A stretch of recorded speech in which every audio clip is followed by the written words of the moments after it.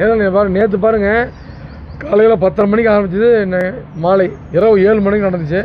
இன்றைக்கி கிட்டத்தட்ட 7-8 மணி வரைக்கும் நடக்கும். நீங்கள் கூப்பிட்டதுனால தகவல் சொல்லணும். இந்த பாருங்கள், நீதிமன்றத்தில் இன்று மருத்துவர் ஐயா அவர்களை தாக்கல் செய்த மனு இன்றைக்கு வந்தது. அவர்கள் பொய்யான செய்திகளை, தவறான ஆவணங்களை கொடுத்திருக்கிறார்கள் என்று டெல்லி உயர்நீதிமன்றத்தில் நாங்கள் மருத்துவர் ஐயா அவர் வழக்கு தொடர்ந்தார்கள். அந்த வழக்கின் அடிப்படையில் அங்கே டெல்லி உயர்நீதிமன்றத்தில் தேர்தல் ஆணையம் அவர்கள் தவறான ஆவணங்கள் அடிப்படையில் கொடுத்திருக்கிறார்கள். நாங்கள் அப்படி தவறான ஆவணங்கள் கொடுத்திருந்தால் அது செல்லத்தக்கதில்லைன்னு சொன்னாங்க. உங்களுக்கு முழு தீர்ப்பு வேணும்னா இங்கே உரிமையல் நீதிமன்றத்தை நாடி பெற்றுக்கொள்ளுங்கன்னு சொன்னாங்க. அந்த அடிப்படையில் உரிமையல் நீதிமன்றத்தில் மருத்துவர் ஐயா அவர்கள் தொடுத்திருந்த மனு இன்றைக்கு விசாரணைக்கு வந்தது. 24ஆம் தேதி அதுக்காக அந்த விரிவான விசாரணைக்காக தேதி தள்ளி போடப்பட்டிருக்கிறது.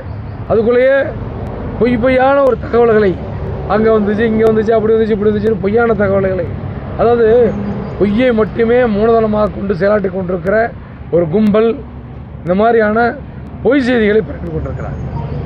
தேர்தல் ஆணையம் எங்களுக்கு ஆதரவாக செய்யணும்னு நான் கேட்கல. இந்த கட்சியை உருவாக்கியவர் யார்? மருத்துவர் ஐயா அவர்கள். அவர் தான் இன்று வரையிலே நடத்தி கொண்டிருக்கிறார். இந்த உண்மையை தேர்தல் ஆணையத்துக்கு நாங்கள் விளக்கமாக தெரிவித்திருக்கிறோம்.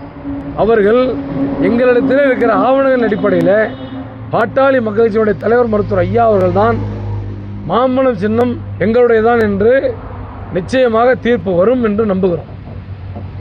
தேர்தல் ஆணையம் உங்களுக்கு நியாயம் அவர்கள் எங்களுக்கு கொடுக்கணும்னா மாம்பழம் சின்னத்தை எங்களுக்கு கொடுக்கணும். உங்கள்கிட்ட நான் கேட்குறேன், நீதிமன்றங்களாக இருந்து பத்திரிகை நண்பர்கள் நீங்களே சொல்லுங்கள். இந்த கட்சி உருவாக்குனது யார்? 46 ஆண்டுகளுக்கு முன்பு வன்னியர் சங்கமன்ற அமைப்பு உருவாக்கியவர் ஐயா.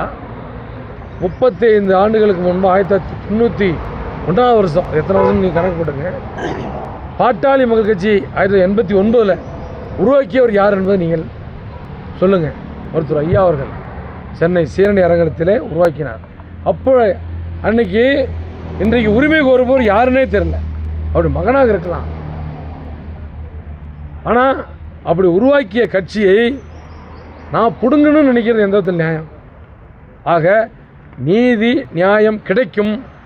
நீதி நியாயம் இருக்குன்னா பாட்டாளி மக்கள் கட்சியும் சின்னமும் மருத்துவர் ஐயா அவர்கள் தான் என்பதை தேர்தல் ஆணையம் சொல்லுவார்கள். இன்று 3 நாட்களாக பாட்டாளி மக்கள் கட்சியின் சார்பில் 4109 பேர் மொத்தமாக தேர்தலில் சட்டமன்ற தேர்தலில் போட்டியிடுவதற்காக 234 தொகுதியிலும் மனுக்களை வழங்கியிருந்தார்கள். அந்த அடிப்படையில் இங்கே நேர்காணல் நடந்து வருகிறது. இன்றைக்கு 3ஆம் நாள் நேர்காணல். இன்றைக்கு நிறைவு நாள். இன்றோடு நேர்காணல் முடிகிறது.